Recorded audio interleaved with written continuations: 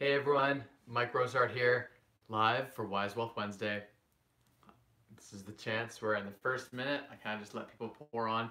My apologies today, I didn't get the chance to talk about on my Instagram or my Facebook. I usually do a little live preamble to what we're going to talk about today. Didn't do that, so likely most people don't have the notification associated with me going live for um, the Wise Wealth show that I do every single Wednesday. So anyway, here I am for the Wise Wealth Wednesday show. Apologies for being a couple minutes late.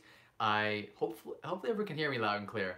Let me know if the sound is coming in. For the couple of people who have already joined on and found the invitation, please let me know if you can hear me loud and clear. Got the phone set up here in the tiny house studio. Got the lighting kit set up. I had to set everything up. It hasn't been set up because I was away last week, as you guys know, in Newfoundland. Hey, how's it going? Kira, how you doing? Maximilian, how you doing? Yeah, so I don't have my lapel mic on. I normally do. I couldn't find it. I looked all around. I'm like, where did I set down the lapel mic? Potentially, Kyle has it. I'm not sure where it is, but we got the light kits going, so we have good lighting, which is really important. And so today on the Wise Wealth Show, we are going to talk about a lot of your live Q&A, but I also want to talk a little bit about some of the personal finance stuff. Because I had a viewer reach out to me on Instagram and say, hey Mike, it'd be great if you could talk about some other stuff related to, destroying debt.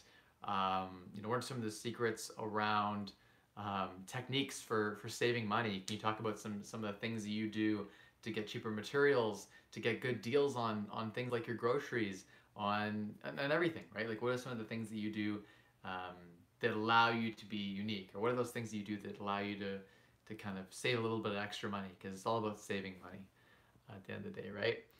Rick, how you doing? Good to see you on.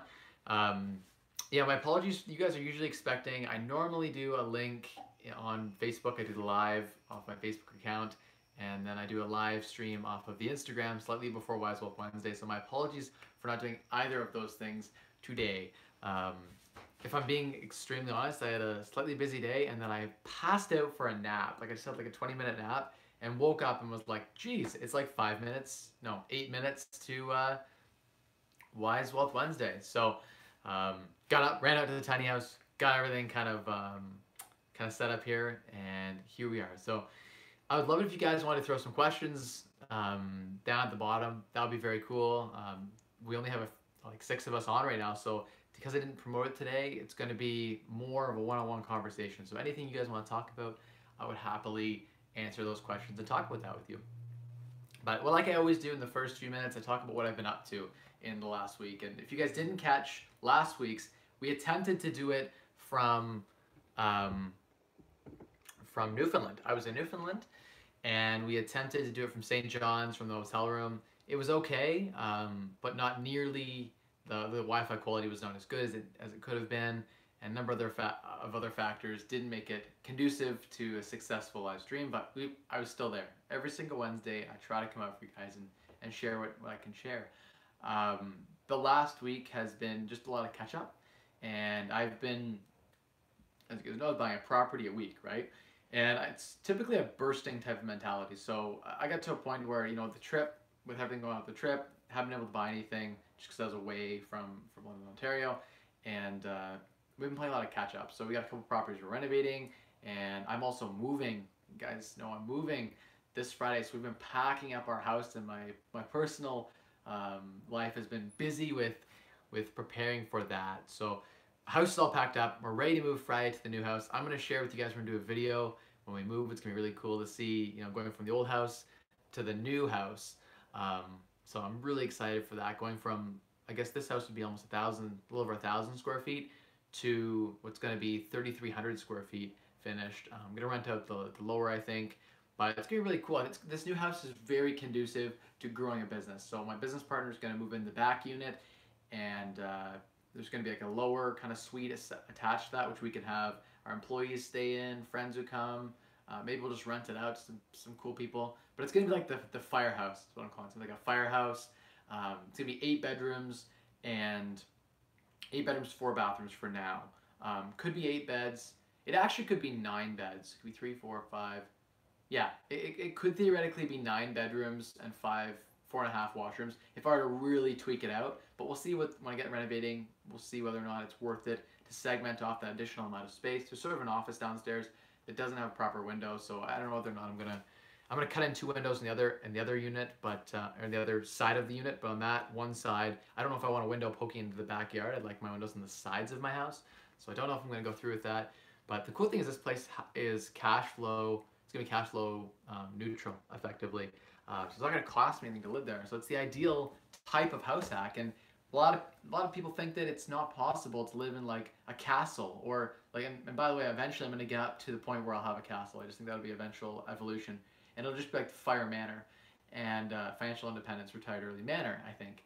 And the idea being that it's this place where people can live and congregate, and maybe they just have like one of the bedrooms as an office, but I'll basically have all the bedrooms as separate spaces. Maybe there'll be a studio in one bedroom. There'll be like a fire meeting hall, meeting room. I also have this. I love this idea that we were talking about. Maybe 3 weeks back, we were talking about the Triple M, Mr. My Mustache HQ, the headquarters. I love that idea. I still think that'd be a really cool thing to do, to have that commercial place there. But I also want to have a firehouse. Like in the house that I live in, I love to surround myself with the right people, and so that's part of why I've upsized from the current house to the newer, bigger house. Ooh, I saw some questions. Why didn't I see these come up? Okay, Rick Loom had a question. Why didn't I see this come up before? Let's get right to it. I had a question about capital gains. I'm selling a property and I'll have a load of income. Is there any way I can save the income tax? I heard of capital gains reserve, but I'm not clear on what step to take. So first things first, Rick, if it's a sizable enough amount of capital, it's likely worth it for you to hire an accountant. So that's the first thing I would say, is go talk to a professional, because they're going to know some of the newest strategies that have come out, because the tax law continues to evolve and change. Now, when I studied it in 2012, I did study the tax. I read a big book on the tax code, and I was working towards that. So my advice is older, and it's just sort of personal things you might think about. For one, you might consider, have you lived in any of these properties? If you have, then what portion of time did you live in said property? If you lived in one of the properties for some of the time, other of the properties for some of the time, you can likely take any time, for the amount of time you lived in the property, it's capital gains exempt, assuming you lived there for longer than a year. So if you lived in a property for 2 years, you owned it for 5, 2 of those 5 years, if you can track what it was worth before you moved in, what it was worth after you moved in, then that portion would be capital gains free, so there'd be no tax on that. It's a huge vehicle in Canada. It's one of the reasons I like to move every few years. I think someone should move 5 or 10 times over their entire life, and each time trade up. The reason for that, as long as you can house hack, the reason for that is, and house hack meaning having a house that isn't a liability but is instead an asset that doesn't cost you anything. So the mortgage is paid for by someone else while you live in that house. So yeah, my thought is really find a way to hack that, and every time you trade up, it's tax free. So if I could sell, my old house that I sold, I built it. You guys know I built a house. It's a pretty cool house, not even as big as this new house, but a little bit smaller, way more modern and swanky though. We built it for $323, and sold it for $405. And that was in the span of a year and a half. So that's $75,000 that was completely tax free. Boom, in our pocket. We don't have to claim that at all. Canada it was over, I guess a year and 8 months, if I'm being precise. But that is it is the greatest tax vehicle we have. So those people who rent and don't own, by the way, if you're going to rent, I think you should have a house that you designate as your primary residence, and spend some time there and put a toothbrush there, because you should be taking advantage of this. It is the largest, even people who don't like real estate, you should be taking advantages for the tax consequences. It's more powerful than your tax-free savings account, your TFSA. It's more powerful than your RRSP at times. I want to do videos on strategies like the RRSP, which is a huge vehicle that no one takes advantage of because they don't understand how it works, right?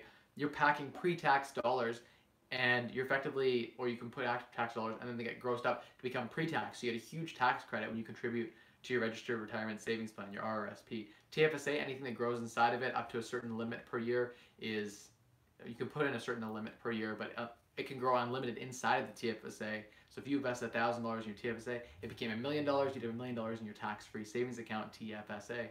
Huge vehicle. But the third biggest tax, and I think it's actually the biggest one, if you have a big enough property, say you have a $1 million property. A lot of people in Toronto, Vancouver, and the major metropolitans in Canada bought houses for $200,000 and $300,000 that are now worth $1 million, $1.5 million in the major metropolitans. They've made $1 million tax-free. that's more valuable than likely what they've made in their entire careers. And they did that tax free. So huge advantage. Take advantage of the and I know they say you shouldn't let the tax tail wag the dog. So don't make decisions based just solely on tax consequences. But the rich tend to be cognizant of the cost of what it costs effectively to do business. And so tax is one of the greatest costs of doing business. You have to learn how to navigate those waters. My corporation, my property management company, we have contracts set up where we're managing, and all of the income we bring in, because we're an active small business, and once we get over 6 employees, we're considered active small business. Even with real estate holdings, it's not considered passive real estate income anymore. That's the time I advise holding real estate passive assets like buy and holds in a corp. I normally recommend holding them personally. Hey Tommy, but I saw Michael Chung, I think, there as well, come in. Jake, all you guys questions, I'm gonna hit those up real soon. So we're getting there. Eric, how you doing? Good to see you on. Ellie, hey. Don, how you doing? I'm just answering Rick's question about tax efficiency. So he sold a whole bunch of properties. He had a large capital gain. You should tune in for Rick for the video I'm going to drop this Friday. It's going to be pretty cool around why I sold my real estate portfolio. It's going to seem like a doomsday video, because I did. If you guys know, in February or March this year, I owned 3 rental properties plus the house I lived in. I had a huge, massive sell-off. I sold off more than 11 rental properties. So stay tuned for that video. It's going to be a good one. Actually, it's talking about the rebalance. So the real estate rebalance is the strategy. And I'm gonna do another video on the real estate rebalance. I never hear anyone on YouTube talk about this. I think I'm the first to talk about the real estate rebalance. Who isn't doing a real estate rebalance? Most people have properties in their portfolio that shouldn't be in their portfolio anymore. And they're holding them for reasons that are not quantitatively backed. So there's not a good reason. Let's talk about an example of a property. Let's say you bought in a great area in North London here. People bought properties here 150 grand. Now some of them are worth 500. They rent for market value. They rent for $2,400 a month, let's say, and they're worth 500. Maybe back when you bought it, the numbers were great, and it could rent for close to 1% rule. But today, you've paid down most of the equity, so it's your return on investment is terrible because you own most of the property in cash. So one, you should at least refinance. But let's say you're not going to refinance. Redeploy that capital into a more efficient and effective assets. It's the reason I sold off a bunch of my properties and rebalanced. It's a healthy thing to do. A real estate portfolio should really should you should be looking at all the properties in your portfolio and all the different areas that you're investing in and saying, okay, this area has gone, the rents have remained flat, but property values have increased significantly. Now this property's worth $350, it rents for $2,000 a month. That doesn't make sense. I wouldn't buy that property today, and if it doesn't meet the metric of I wouldn't buy it today, then you shouldn't hold on to it today. So I do that with all my properties. I say, would I buy this from what this property is worth today, market value? Would I buy this property today?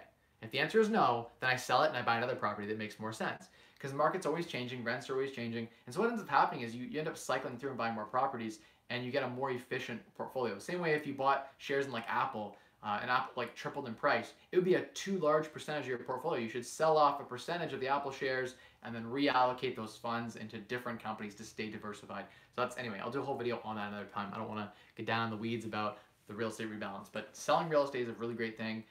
Knowing how to avoid and minimize tax within the law, what is legal, is important. So for one, you might consider, if you've done any renovations over this time, I know people who did renovations on property, spent $10,000 and they didn't even write off those expenses. So if you spent money renovating your property before you sold it, for instance, were there commissions associated with selling it? Did you, for instance, maybe pay someone a little bit of a, maybe a contractor to clean everything up, or a stager to stage it? All those write-offs associated with selling the property, you should be putting in on your T776 form if you're Canadian, against the capital gains. That'll reduce the capital gain. Let's not forget the capital gains are actually a pretty fair and great way to be treated under the tax code. So half of a capital gain is taxed. So if you make $100,000 by regular business income, you pay $100,000 times your marginal tax rate. If your marginal tax rate is 20%, 30%, 40%, 50%, you're gonna pay whatever that is. So, but in the other tax, the other way to think about it, capital gains are half tax. So you're already at a huge advantage by effectively taking the half of the gain being included. So that's a huge boon to your overall strategy. You can do things like if you have some expenses that were capital cost in nature, you could throw those in. You may have to recapture upon sale if you've been depreciating one of these properties over a long period of time. You have to recapture all that and pay the tax on it. Unfortunately, there's no really easy way to roll over. in the US, there's like the 1033 exchange, I think it is, or 1051 exchange. You can roll over and defer the tax. Here in Canada, I don't know of a way to do that other than, I know people that do this, but there's some cool things you can do with corporations where you can sell shares and create debt, and make up the price of the property by playing with the sale of the shares and creating liabilities and debts that way. There is also ways you can sell properties if you want to avoid tax, wherein you keep the property but sell it to someone, and you guys have a separate agreement, and maybe there'd be a loan existing. You get it slowly. Maybe you would sell a portion of the property each year. Say sell a quarter of the property, another quarter of the property the next year. With private deals, this can be done all the time. It's one of the ways that I negotiate good deals. I'll talk to someone and say, look, I understand this is a bad tax year for you. Why don't I take control of this asset today, start paying you interest payments as if you're loaning me the balance of the property. Then we'll actually close the sale of the property. Like we'll actually close title in my name, next year or 2 years from now. We'll sign an agreement of purchase and sale to do that. Or maybe we'll close it like with the lawyer. It's not, legally, administratively efficient, but it is only a couple $100 difference, and you could buy a quarter of title or half of title and then buy the other half later, with a separate agreement saying that you have full control of the property from day one. So that's a lot of the ways that people do things to avoid tax. I know people that own properties of other people's that they're not entitled for. So they get all the profit, they run everything, and yeah, so it's a huge boon to avoiding. The tax plays a big role in how people run their businesses, and I get that. These are just some high-level ideas and strategies, but at the end of the day, if you did make money and you have to pay tax, it's a good problem to have. Like if you made $1 million and you have to pay like $200,000 in tax, that's a good problem to have, right? The other thing you could do too, and something that I've done, is when I have a bunch of if I have a bunch of capital gains in a year, I will go and buy, like Rick, if you wanted to avoid the rest of this tax, I'm gonna give you a free huge tip. Here it is. This is something maybe an accountant would even tell you. Go buy some properties. Come buy some properties here in London, some good properties that you can actually buy. Buy some properties and renovate, like fixer-uppers, ones that need a lot of work, and renovate the hell out of those 5 properties in this tax year. And then all those write-offs from those properties, you can create losses on those properties, right? Because you're renovating them substantially. So you'll have intense, likely, if these properties were beat out by tenants, you might have operating expenses that are way higher than the rental income. So you'd have, in the first 1 or 2 years of owning a property like this, you'd have properties operating at losses. Now you're not creating losses, you're buying properties that are at losses. You can also buy companies that have tax losses in the company. So that's something you can think about too. You can buy businesses. I know some people who bought businesses with tax losses and then use those, or buy properties that are, you can use that. You can buy losses if you really want to.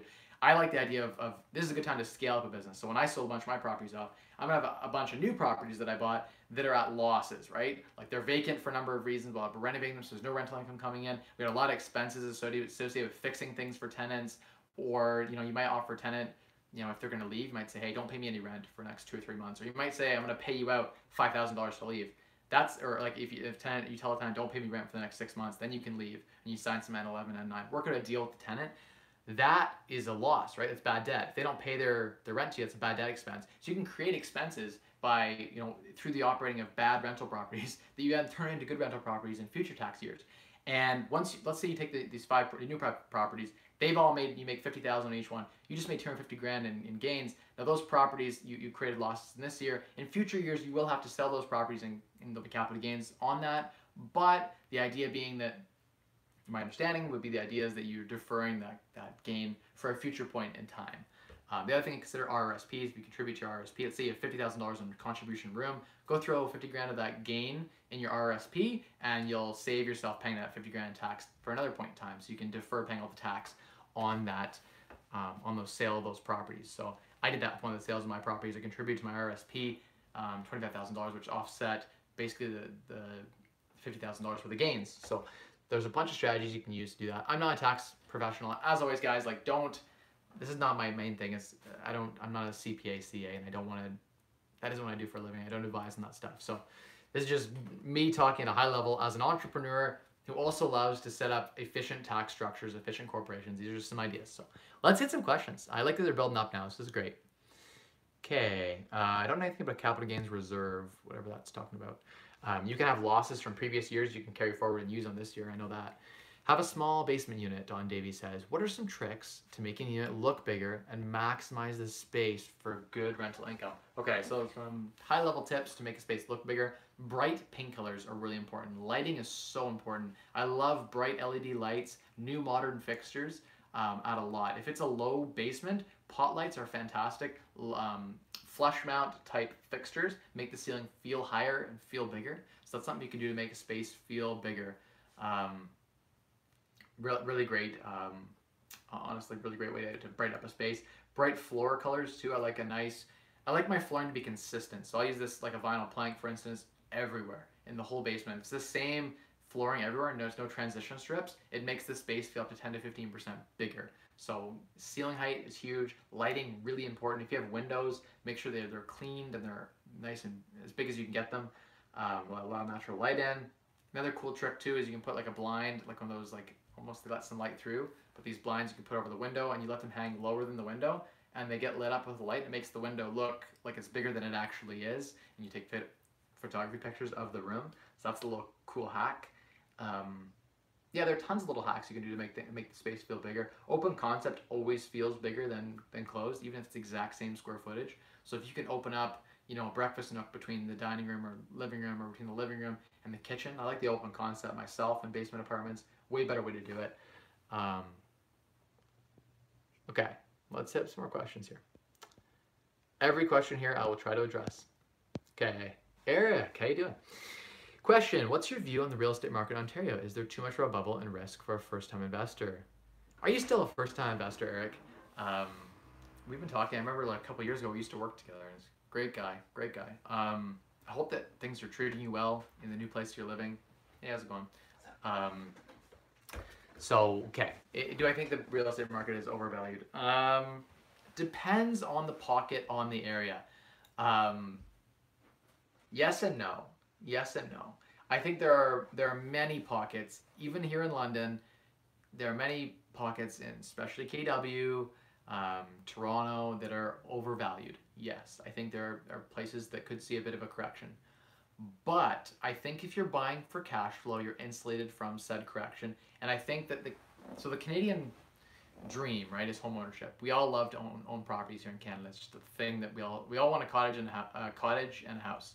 So those two things are like the Canadian dream for some reason. So I think the desire for owning property will continue for the foreseeable future. So there will be a demand, I think, as long as we continue to immigrate and bring people and wealth into Canada, there should be a demand for real estate. So if it was a recession, I think it would be short-lived. So I think it wouldn't be like a 10-year, I could never imagine something like more than a few years. Let's say we had a few years of recession. Let's play that out. If you're owning property that is cash flow strong, right, that you bought for cash flow first. Let's say a property like I'm buying here in London that cash flow is positive $1,000 or $1,500 or $2,000 a month.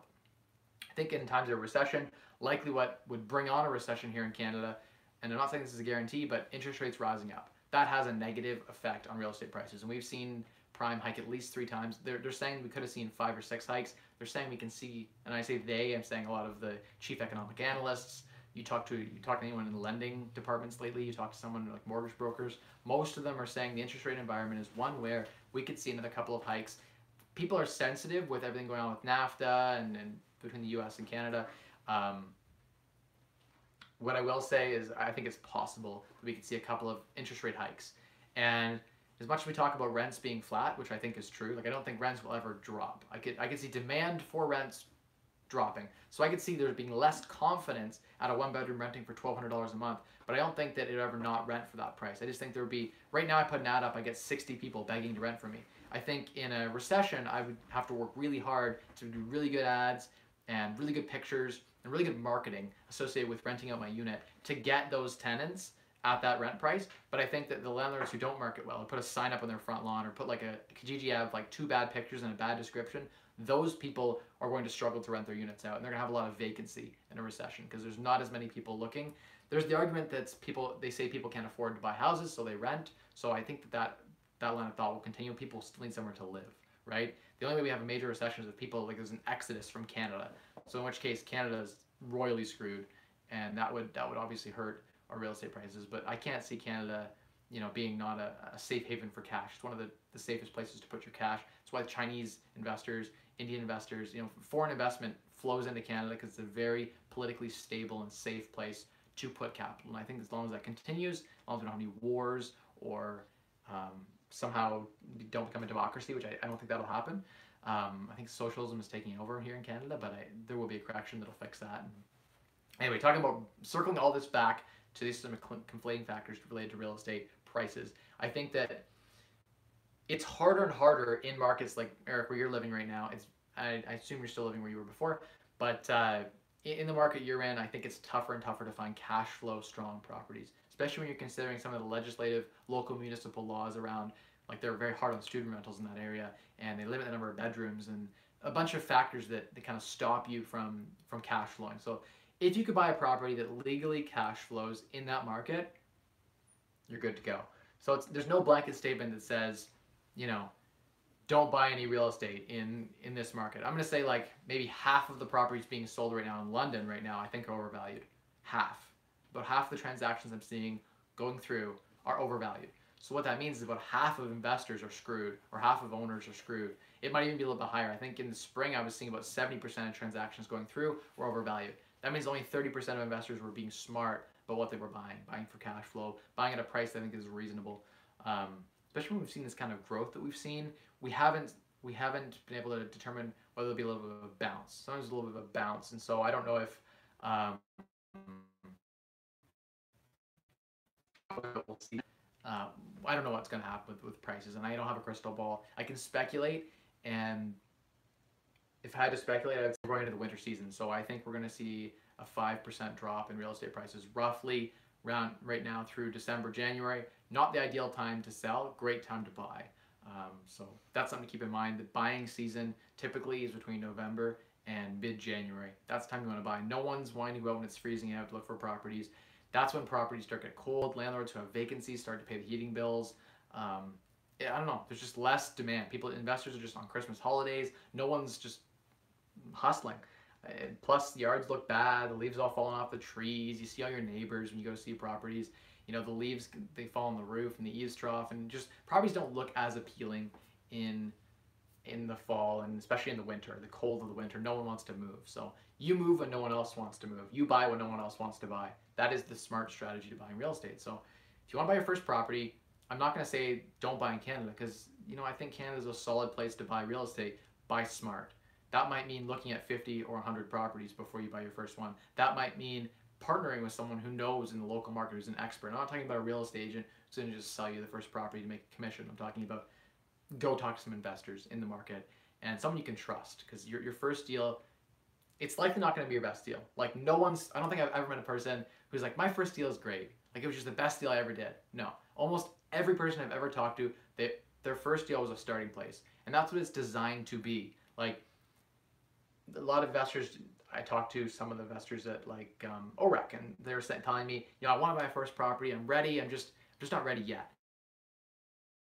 Property, I'm ready, but they just don't pull the trigger. And it's because they're waiting for perfection, and perfection never comes. So they never get the experience, and they never build the skills they need to start getting better deals. You have to make those mistakes. You have to buy your first property, get your feet wet to know how to buy the second, third, and fourth. And you're going to get better and figure out what you like as an investor and what's a better fit for you, for your portfolio, and what skills are your KSFs. What are your key success factors? What do you do best? Are you best at placing tenants? Are you good at managing tenants? Maybe you're good at renovating. Maybe you're good at finding deals.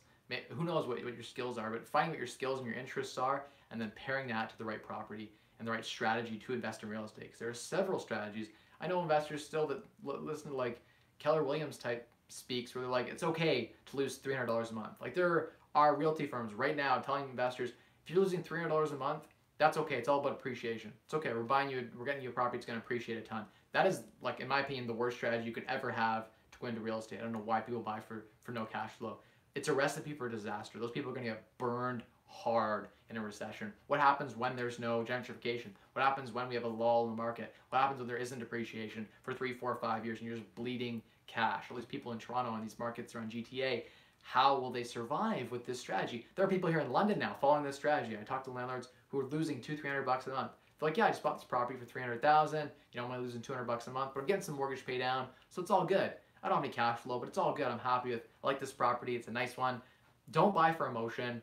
unless you're going to live, I guess if you're living in the house, there can be some emotion because you have to live there. But beyond that, you're like your second and third and fourth, your investment property needs to be following the numbers. At the end of the day, it has to cash flow. There has to be positive cash flow there in the rental property. I don't know why people buy these properties. They don't even live in them. They have no benefit at all. They just own them and they're cash flow negative, and they're hoping for this magical upside appreciation, which the last 6 years has rewarded those bad investors really well.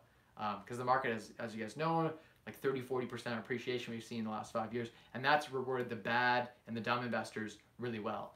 And I wish that wasn't the case. They're going to get burned, unfortunately, because they're not following a strong cash flow first strategy. But maybe they'll see the light and they can sell their properties off, and they've already made a huge bunch of money in the appreciation that they've seen in the last few years, so they should be okay. Let's hit some more questions here. They're new construction rentals. Okay, so you maybe don't have a lot of write-offs associated with new construction.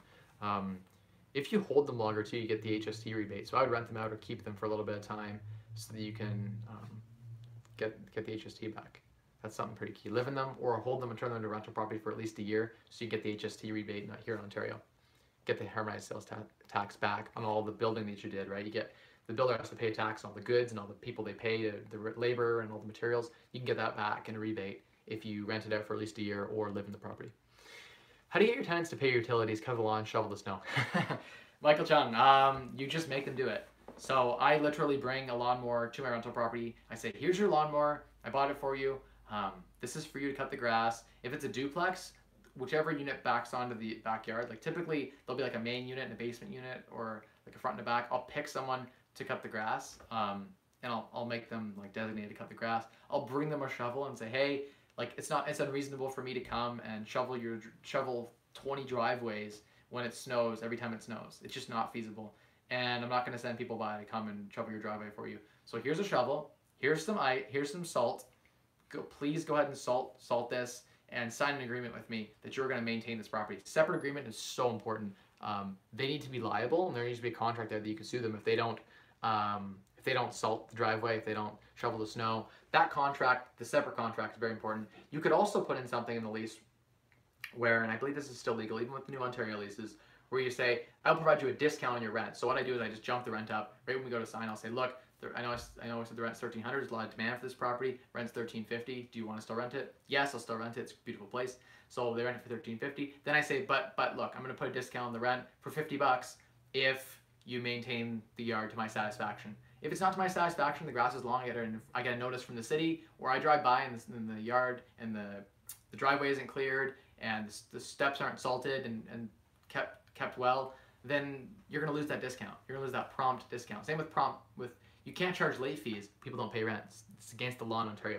But you can put in a prompt payment discount. You could say, I'll give you a discount for $20 on your rent if you pay your rent on time. If you don't pay your rent on time, then your lawful rent goes from $1,350 to $1,370. Or your lawful rent is $1,370, but you get $20 off for paying your rent on time and $50 off for maintaining the grass and the landscaping and the snow and all that. So that's a way to get your tenant to then be incentivized to want to act in a certain way, because you can't penalize your tenants, but you can incentivize your tenants.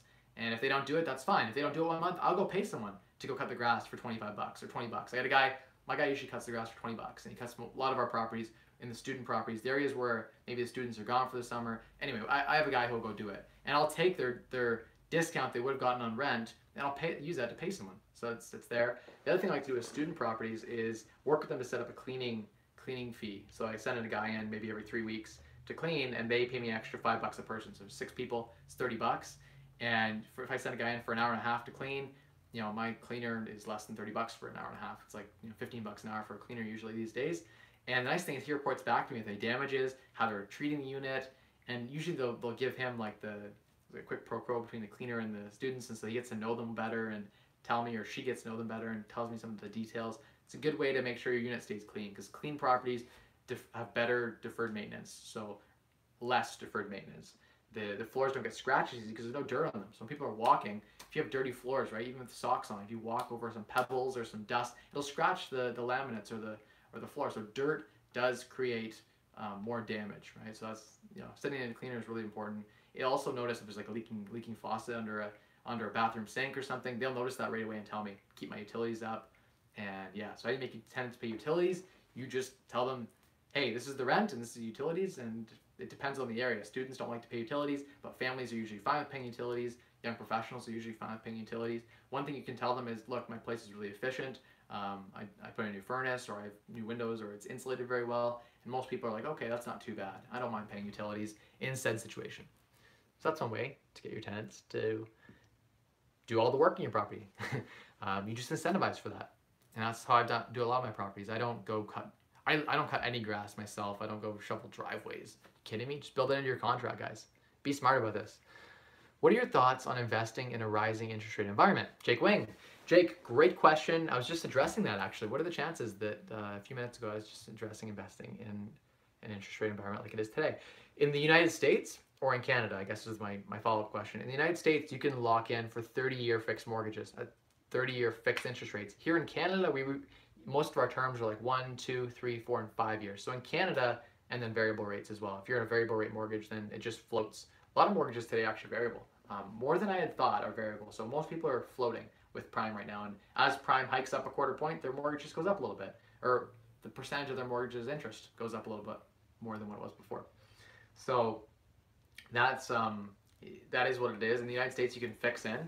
And I definitely would do that. If in Canada, you could fix in for 30 years at like 3.5%, 3.25%. I would do that all day long because there'd be no risk of interest rate rise. Here in Canada, there are ways you can hedge against interest rate rises using options and things like that, but I don't know if that's something you want to be doing.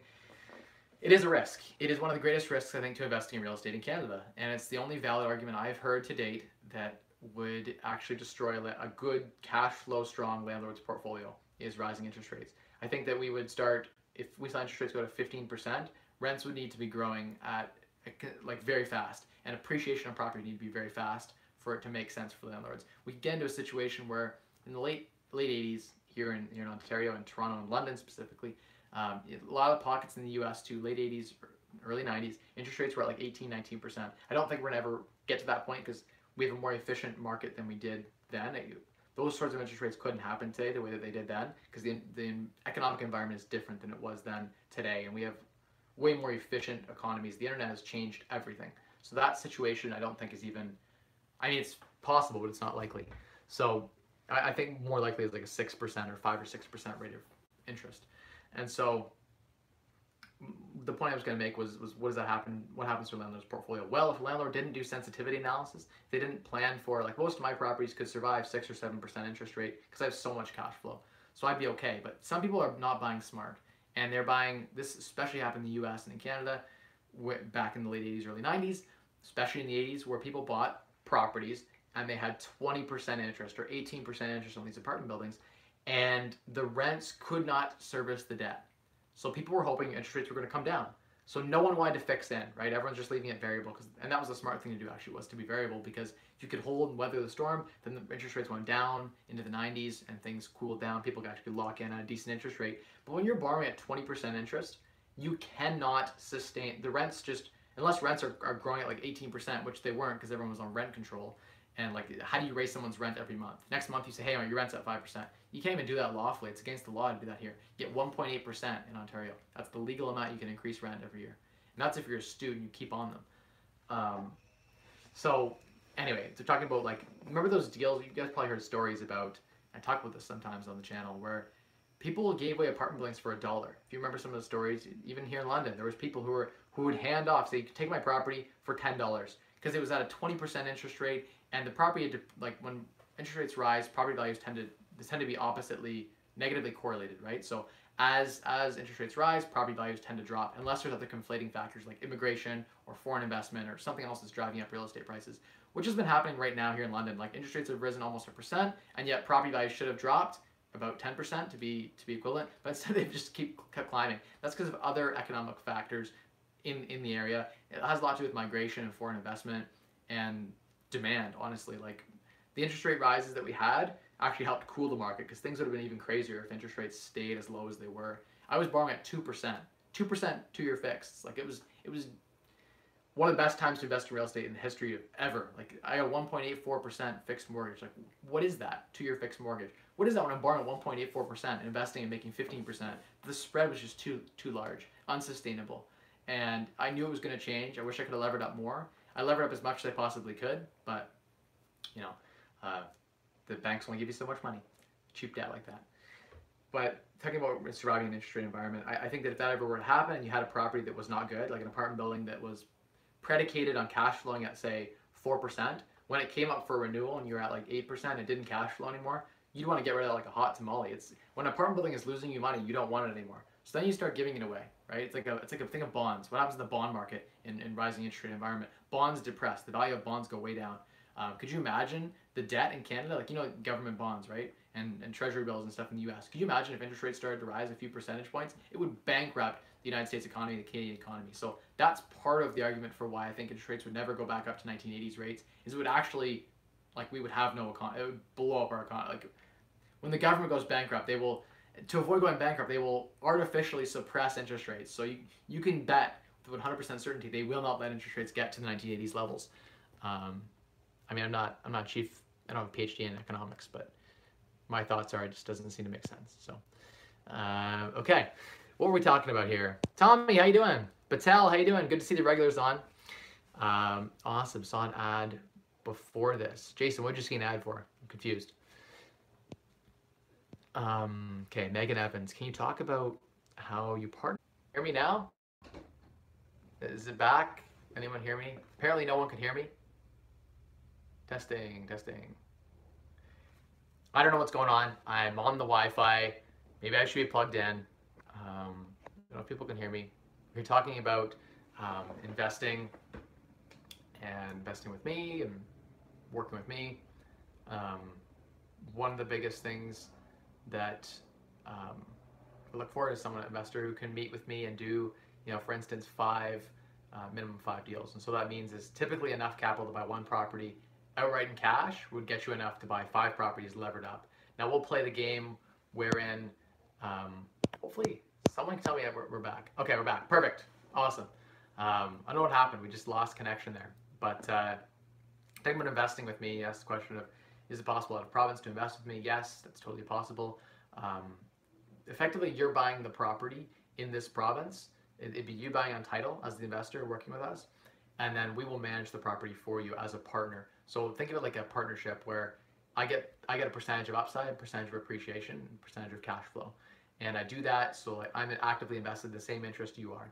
So that makes sure that if we're not cash flowing, I'm not getting paid. If there's no appreciation, if there's no upside, I get nothing. My contract's worth 0.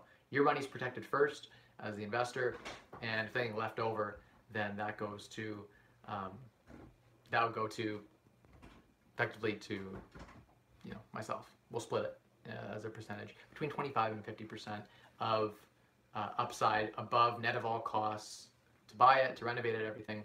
That would be what would be shared. So when you invest with me, that's sort of what you get. I don't want to invest the reason I can't invest with someone to buy 1 property or like 2 properties and just that's all they can buy and that's all they can afford and that's all they want to buy is scale. Like I would like to get to 500 or 1,000 properties, get a real company going here and make a lot of people money. Of my 9 investors right now, all of them will be financially independent. I will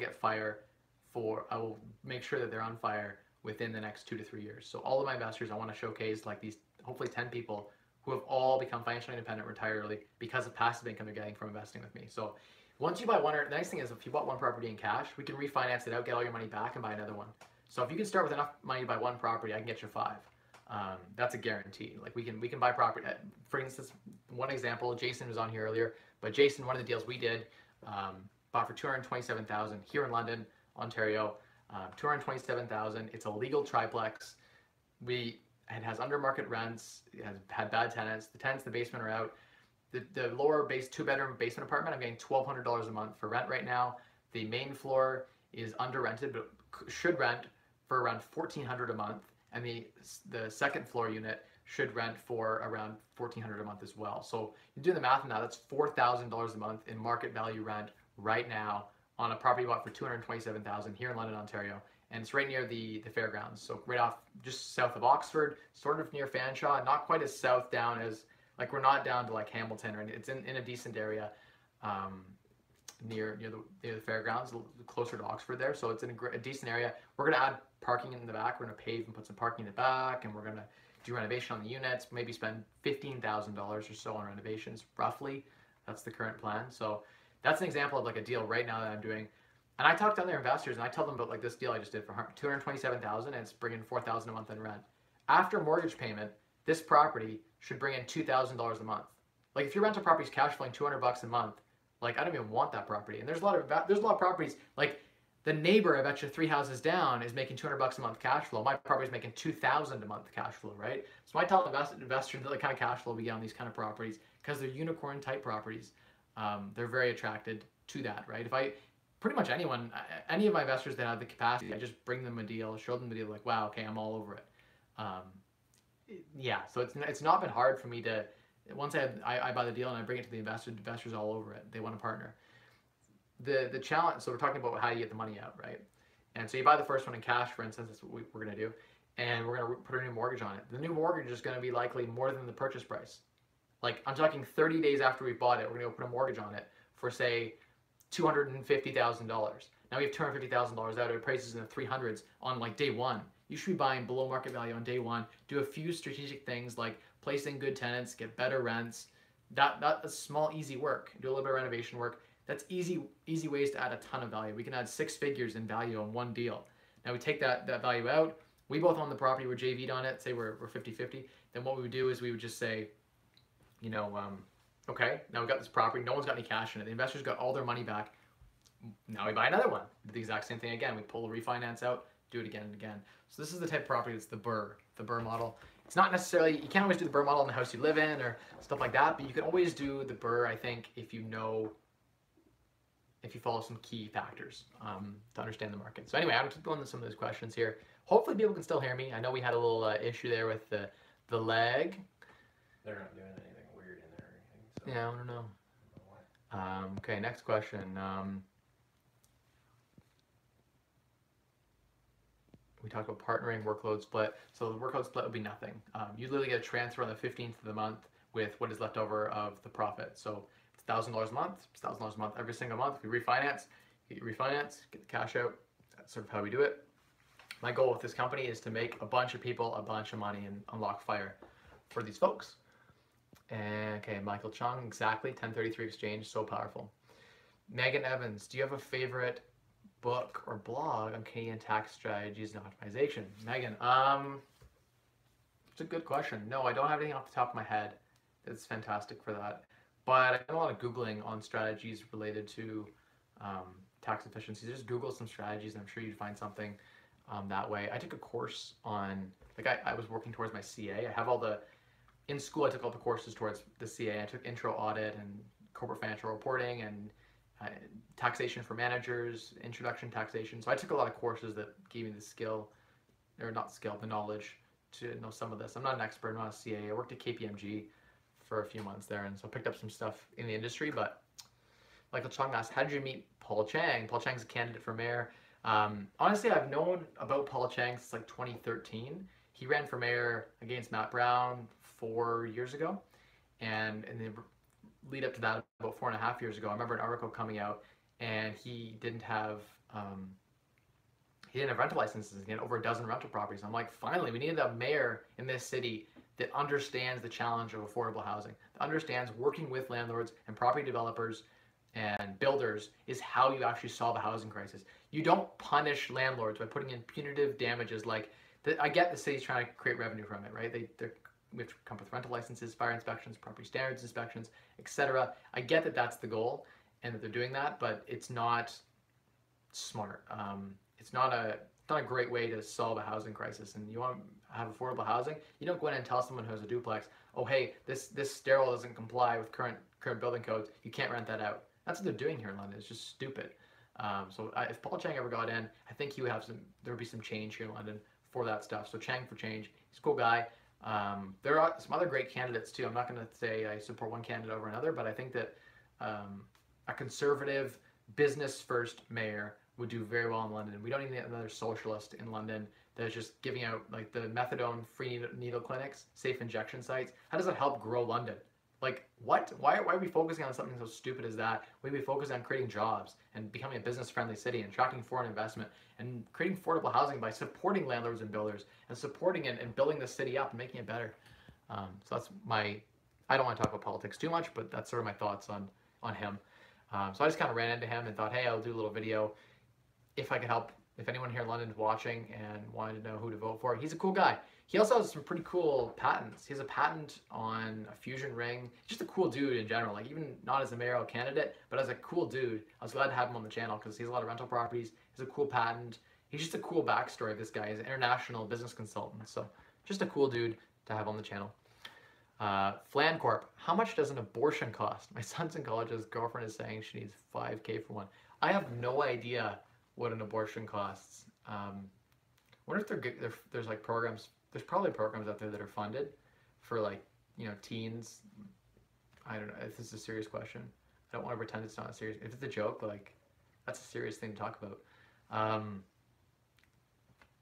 That's something that you gotta do a lot of thinking about, whether you want to be pro-life versus pro-choice. I'm not going to get into the channel here, but there are groups out there. There's support groups, and both were calling me. That's one of the annoying parts of random people calling you. What were we talking about? We were talking about, I'm going to skip this question. Let's talk about abortion. I don't know what the cost of abortion is. And that's probably not something you want to cheap out on either. Like, if you're looking to try to get a deal, probably not something you want to cheap out on. Like, don't cheap out on your health. Talking about the health in general, do not cheap out on your health. Like, buy quality food. If you can find a way to get that same quality food for less, that's a bonus. But sometimes you get what you pay for, so just be careful with that. In the spirit of frugality, I don't even want to touch on that topic. Okay. Hey, Mike, I have a question about pension contributions matched by your employer. If you want to be fired in X amount of years, from my understanding, I receive back what I contributed without any interest. Tommy, so there's two types of pensions. I could do a video on this, but I don't know how much traction it would get. But if you want, I could do a video on defined benefit versus defined contribution pension plans. So two types. In the late 80s, interest rates were very, very high, and companies found out that it was possible that defined benefit contribution plan is one where after X number of years of service, you get a certain percentage times your average 5 years of salary or last 5 years of salary, and it's a guaranteed amount of pay. So it's how the government pensions worked, all defined benefit. It's how a lot of the older companies worked. These pensions today are bankrupting companies because they were built in a high interest rate environment. So the idea was that at a 10 or 15% rate of growth, a company could go take the money you're contributing, so you'd pay every paycheck into this pension, and effectively they would invest it at 15%, and it would be cheaper for them to fund this pension and give you a defined benefit, guaranteed percentage, than it would be if you were to contribute and they were to match you a certain dollar. So they had to match less than the defined benefit pension plans back then. That's what the plan works, is you put in money and they have to match. They have to basically build the portfolio up big enough that they can pay you X amount of your salary. Typically it's like 65 or 70% of your salary, like a military pension or a government pension or one of those like old like automotive like Ford pensions or whatever. They're all defined benefit. And Sears pension, all those pensions. And it was like a guaranteed amount, right? And the way it works is, the way I understand it, every plan's a little bit different, but today, in this interest rate environment today, defined contribution pension plan is one where you put in $1 or up to a certain amount. You put in, say, $1,000. Your company puts in $1,000 or puts in $500, or they match you a certain percentage. So there's a defined amount that you contribute and a defined amount that they contribute. Defined benefit is there's no amount that they can contribute. So if interest rates get to 1%, the company has to put into the pension plan. They have to make up the difference. So if they don't get 15% rate of return, the company has to personally put in the amount that tops up the difference. So what ends up happening is these Sears pensions, they were putting in like 8 times every dollar you're contributing. It was like, I read a report that it was like 8 to 1 in these defined benefit pension plans. In today's interest rate environment, like 2 and 3% rates of return, these people had to put in, like, these companies are being bankrupted. They had liabilities from their pensions that were insane. Defined benefit pension plans should be destroyed. Like, in this environment today, there shouldn't even be defined benefit pension plan. So if you have one at your company, choose defined benefit over defined contribution. Always. The thing is this, if you're going to leave your company soon, there's a vesting period is what it's called. So for you to take the pension with you, you go put it into like a LIRA or something, a locked-in retirement fund, locked-in retirement account, and you couldn't touch it until you're 55. Usually these defined benefit pension plans are locked in. Defined contribution, usually you can just port it over to an RRSP. So that's what I did with mine at KPE. I ported it over to RRSP. My wife had both actually, and hers she get left just before it invested, so it sucked because she lost most of what was in the last year contributed. You get your money back no matter what. You get the growth no matter what, is my understanding, but you don't get the amount the employers contributed with the defined benefit pension plan unless it's vested. So it can take sometimes 3-4 years to vest. Look at the contract, go talk to your HR department, find out what their vesting period is with the firm that they use. Once it's vested, anything up to that vested point is yours. So it can be really, really juicy. I think my wife in 1 year, she contributed 6,000 and the company had to contribute like 11. So she had like, it was like $15,000 in the, after a year in these pension plans. So defined benefit pension plans are super, super greasy, super juicy. That's fantastic. If you're planning to retire earlier, that's okay. They'll give you a commutable amount. It's called a commutable amount they can commute and take out of the plan, and you bring it to your own personal plan and manage it with your own advisor or whoever you choose. Or usually some rules around who can manage it. You can sometimes self-manage it. Any better, guys? Any better? Anyone can hear me? Hello?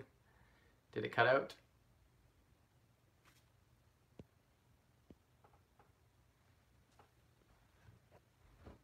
I don't know. It looks like it's lagging quite a bit. Maybe see if they're streaming inside and get them to not stream inside for a few minutes. We'll wrap up the stream. Oh, maybe, is it working? Yeah, maybe ask them not to stream. Just run in if they are. Maybe that's, I don't know, maybe my wife's streaming right now. Netflix, and maybe some other people are streaming downstairs too, and everyone's sucking the internet dry probably. Typical story of my life. Got to share with what we've got. Can anyone hear me now? We're back. Hello, can people hear me? Looks like we're back. Okay, my apologies for the internet lag. We're talking about pension plans, and if you have a pension plan where they match a certain dollar, like it's defined benefit or defined contribution, either way, you should be contributing to that at work. That is the greatest return on investment you will ever get. For one, any contributions into that plan, you get to, they're basically get a tax rebate on that, right? So you can say to your employer, this is when I put it and contribute into the plan, and then you get a write-off come from the CRA. So you won't pay any tax on anything you contribute, just like contributing to an RSP. So it's tax, pre-tax investing, and the contributions from your employer are sheltered from tax. Yes, take advantage of that. If you have a plan where the employer will put money in to match your money, or a defined benefit pension plan, max the hell out of that thing. I know people who don't max it out. They're like, oh, I'm buying real estate, or I'm doing this and that. But my employer, they allow me to put up to 5,000 and they'll match 5,000. Like, go right to the max limit. Don't go above that. Like, if the employer only matches you to 5,000, don't put like 8,000 in. There's no point. Just match the exact amount that the employer will match you to. In defined benefit, it should be just a flat amount that you have to contribute, and the employer kicks in a bunch difference to make up the shortfall. So in that situation, let the employer kick in the shortfall, because it's typically like double or triple what you're contributing. Where do you get 300% return on your investment plus growth? It's dirty. Take advantage of those pensions. There are some very lucrative pensions out there. It's one of the things that like you'll miss about the corporate world when you're an entrepreneur, is there's no pension for you. It's very lucrative. Take advantage of it. Even if you want to unlock fire, take advantage of it. Okay. I do think that once you've maxed out the amount that your employer will match, then do all the investing on the side. So then do your real estate investing, then do your hard money if you want to. Real estate has some tax advantages over hard money lending. So rate for 10% for 10%. If they're the same return, you definitely want to be in real estate than be in hard money lending, because it's not tax efficient. But anyway, let's go up here and hit another question here. That was a good one. That was a good one, Tommy. Okay. Hey, Mike, I agree. First property is learning experience, but no problem with learning as much as possible before throwing money at it. Yeah, exactly. Batwood, that's exactly. Totally right. It's a learning opportunity. Your first property is so valuable. People who tell me, like, I've had people come to me and say, hey, Mike, I bought my first property. It broke even. Like, it doesn't cash flow. I made the mistake of buying the wrong property. It's just me living in it, whatever, but I've appreciated maybe $10,000. I bought at the high of the market, this and that, whatever reason. They had a bad realtor, sold them a bad property, whatever the reason is. They didn't know anything about real estate. And I say to them, like, how much did you learn through that experience? Like, would you make that same mistake again? And it's always no, right? So that's a valuable lesson right there. We pay tens of thousands to go to school to learn lessons in college and in university that have no impact monetarily on our life. This is something where, like, if you go buy a rental property and it is like the worst experience ever, and you buy the worst property ever, at least you had a really good learning experience. And you can likely turn around any property. Like, even if it's a really bad property, like a bad roof or like, leaks, and just like, imagine the worst property is like I don't know, like the toilet falls into the basement, like I don't know, just all the worst things that can happen. Like I guess foundation is probably the worst. Like the foundation just like implodes. I guess you get an insurance payout or something, or you go after title insurance. But at the end of the day, like you've got a learning experience, and more often than not, you'll still make a little bit of money investing in real estate as long as you follow some key principles like buying for cash flow. Um, a few key things: buying in the right area, doing a little bit of due diligence before you buy. All of that kind of stuff will ensure that you don't make a catastrophic mistake. And if you don't buy the best property ever, maybe you bought at market value, you didn't get any discount at all, and you didn't buy for cash flow, at least you had a chance to learn how to manage properties, how to renovate. That's so valuable. Just getting your feet wet and just get out there and do it. It's more valuable than not doing it at all. So that's what I would preach. Definitely would preach that. Tommy, Harbor Freight, Lowe's, Home Depot, when they have sales. Did I miss a question? I must have missed a question here. My internet maybe is disconnected. I'm not sure what that's related to. But I assume we're talking about renovating materials cheaply. Okay. Jason says, going to have to watch the replay. I'm heading to the gym now. Okay, see you on the replay. If you guys are still on here and you're watching 64 minutes in, we're going to wrap it up pretty soon. But if you're still watching, I love when you drop in the comments and say, hey, Mike, still watching, 64 minutes in. Thank you so much for sharing this knowledge, or I have a question on this and that. I like that. I like that engagement with my audience. That's what Wise Wealth Wednesdays is. It's my chance to engage with you guys. If you watch my videos and you like the content, jump on Wise Wealth Wednesday and just shoot me a message. Say, hey, Mike, loved this last video you did, or 2 videos ago, or this title. Would love to see a video on this or that. That's cool. Just jump on the live stream. 7 to 8 p.m. I run every single Wednesday, 7 p.m. Eastern. Sometimes it goes longer. Sometimes it goes to 8:30. So feel free to jump on.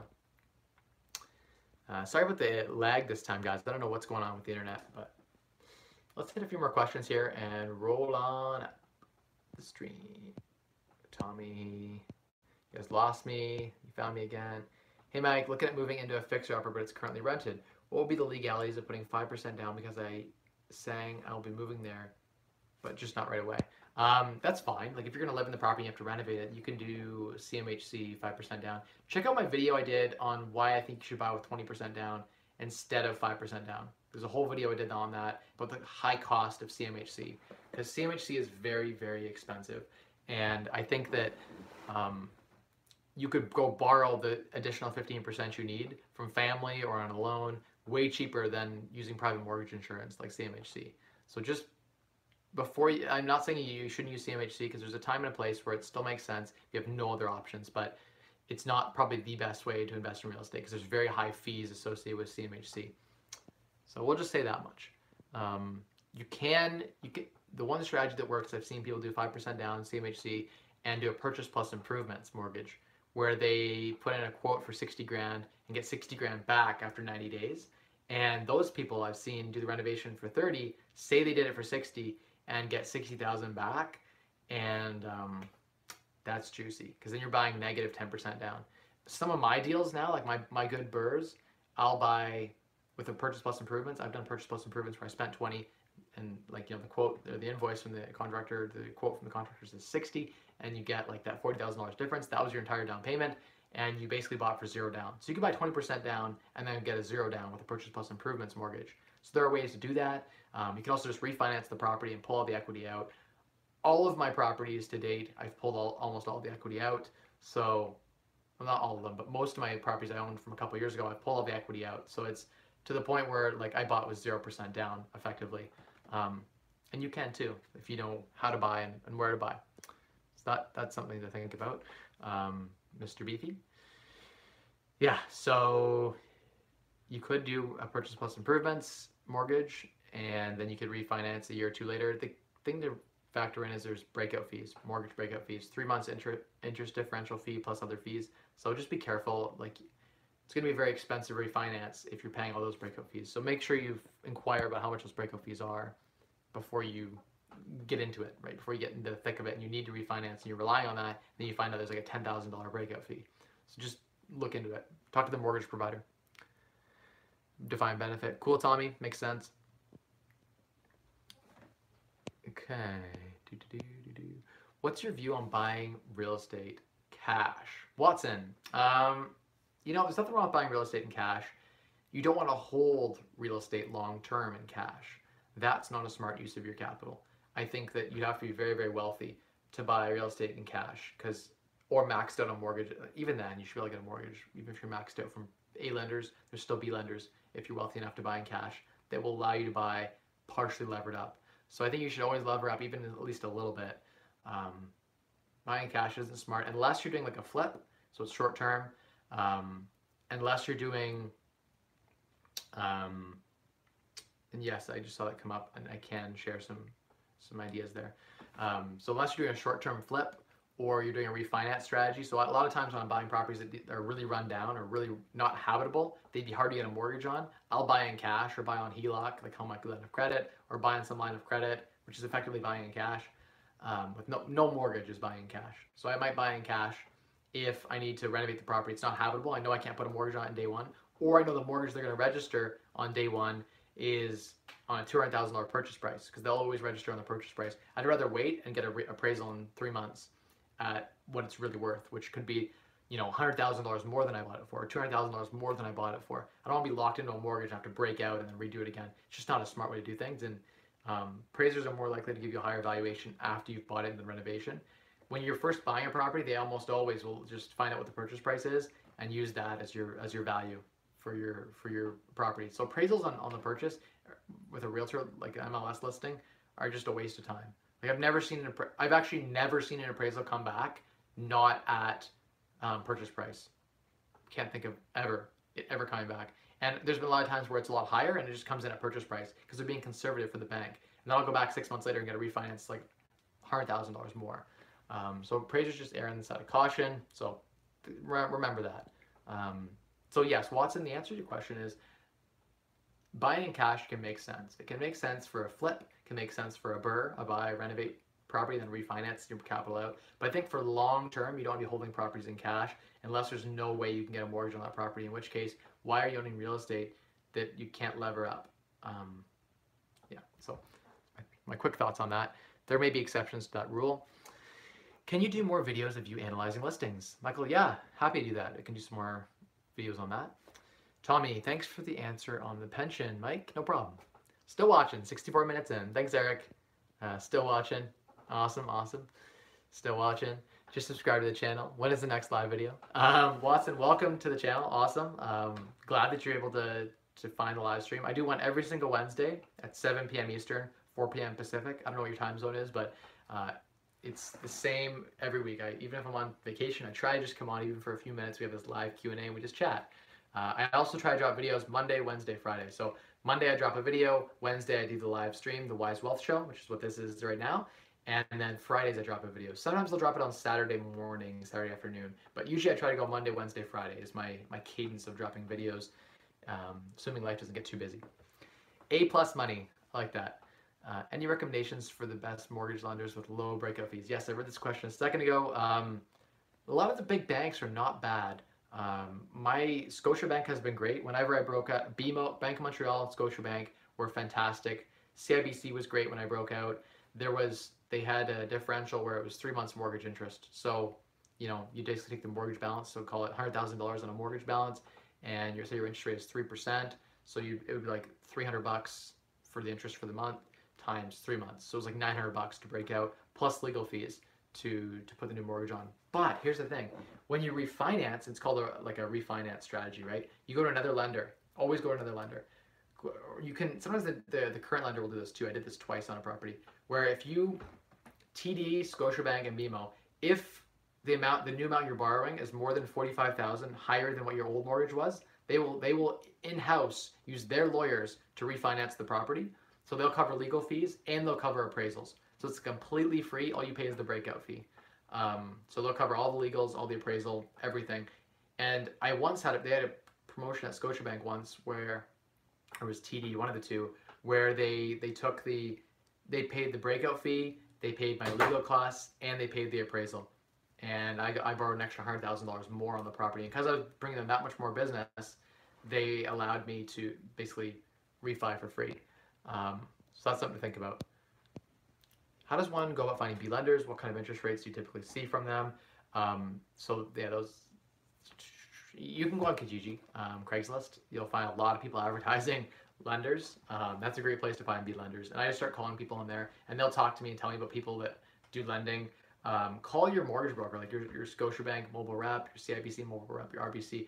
Those guys know B lenders. So that's the conversation I have. Like, okay, get me approved. Do you know someone who lend at 4%? And they usually can give me someone who lends at 4%. So that's kind of my way to get B lenders. I don't do, most of my lending's been through A lenders, I'll be honest. And now I partner with investors and I make the investors get the A lender financing. So we always have cheap debt. That's the beauty of investing in real estate, especially when you don't go through B lenders. He gives live Wild Wednesday, drops videos throughout the week. Yeah, you got it. Michael Chung knows how it is. I'm a foreigner, so it'd be hard to get conventional funding.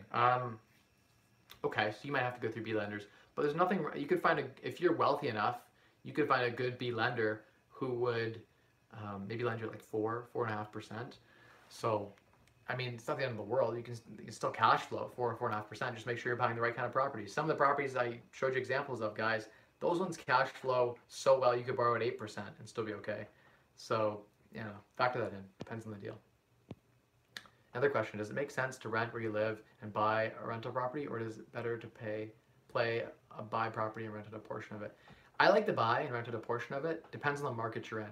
If you're in Toronto, it makes more sense to rent. Just go to Google rent versus buy calculator and it'll do the analysis for you to kind of give you the idea. I like also living in the property that you own, because then you get that huge vehicle of tax-free growth. So if you sell the property down the road for $100,000 more, it's tax-free. If it's a rental property, you pay capital gains tax. So living in the property, at least on paper, would be the smartest thing to do.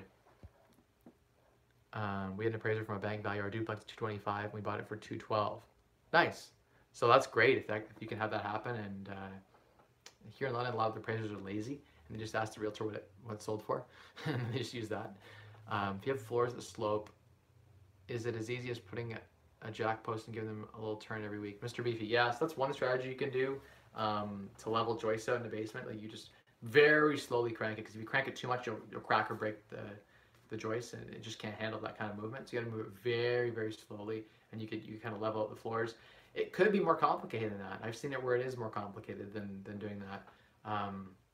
Sometimes you just gotta take up all the flooring and sister all the joists until you get it level and put a new subfloor back down. Sometimes it's a matter of the cheap way to do it, and not recommending this at all, but the cheap way to do it is to just like strap the floor and over top and just level it that way with laser level. Doesn't fix the problem, but if it's already settled, if the house is settled where it is, then you don't want to rip everything up. You can just go over top, and if there's good ceiling height, you could just build a new floor up top. DJ Donnelly, why are we not friends on Facebook? I'm not sure. If you add me on Facebook, I'll probably respond. Maybe I thought it was a scammer. Sometimes people don't have mutual friends at all. Then what can happen is I just assume that I get a lot of people just messaging me from, it's been bad lately, like these sex things, or people are like, these women are adding you, and like the first thing they say is like, hey baby, like, I want to come to Canada and like get married. I'm like, whoa, like I don't want these people on my Facebook profile. So people I think who look sketchy, as far as like, I think they're like a scammer, I don't add those people on Facebook, so I just leave that. I just don't accept that invitation, but send a message or something, that's a great way. A plus money. Yeah, am I speaking any? Can't think of anything right now. London on Fire is a great group here in London. We do, yeah, right. I don't accept those invitations. I delete those people immediately. They're usually just scammers. So we're talking about when I'm going to speak next. I often will speak at London on Fire. It's a group here in London that we meet up. I'm one of the 4 founders. There'll probably be something that I'll speak at. You guys will hear about it if there is. I'm going to the Vegas Mastermind, but that's not really a speaking thing. We'll see. Stay tuned. Nothing right now that I'm actively going to be speaking at, but I do speak on occasion. I've done a bit of speaking. OREC, Ontario Real Estate Conference 2019. Definitely check that out. I'll be speaking there for sure. So that'll be a great place to check out. I wish I was at FinCon. I forgot about it this year. Not gonna lie, I should be there. I should be at FinCon right now. Some of my best mentors are there, like Mr. Ray Mustache. some of the people like Whitney Hansen that does the Money Nerds podcast. I was on her podcast a while back, and she's there speaking. Yeah, I love FinCon. It's fantastic. When I started my blog, 25andfree.com, my goal was to go to FinCon 2018, but then I got busy with real estate and life and forgot about FinCon. For a 20-year-old starting out, should I focus on getting a single family or a duplex? I like the duplex strategy in my market way better than I like single family. You can house hack them better, but it's to each your own. Depends on your strategy. I like the house hack as your first property. At least you're living there for free. You can't go wrong. Like, I've never talked to anyone who house hacked their first property and regrets it. Like, I've talked to people who bought rental properties, overpaid, etc., didn't live in it, had no value, and just bought that property. But everyone I've talked to who's house hacked, none of them have regretted their first property purchase. So probably design your first property as a house hack. That would be my advice. I really have to go though. My wife's like, get in here and say goodnight to our daughter. We're doing bath time, bedtime. So guys, thank you so much for coming on the live stream. If you survived this 79 minutes and through the lag and through everything, I really appreciate it. You guys know my catchphrase. If you're new to the channel, check out some of my cool videos that I've dropped more recently. You can see the production quality increasing over time from when I was talking in my first few videos a few months ago to now today. We're investing in better quality camera, better quality audio, video, everything. So as always, guys, spend less, earn more, and maximize returns to unlock a wealthier you. Have a good Wednesday, guys. Cheers.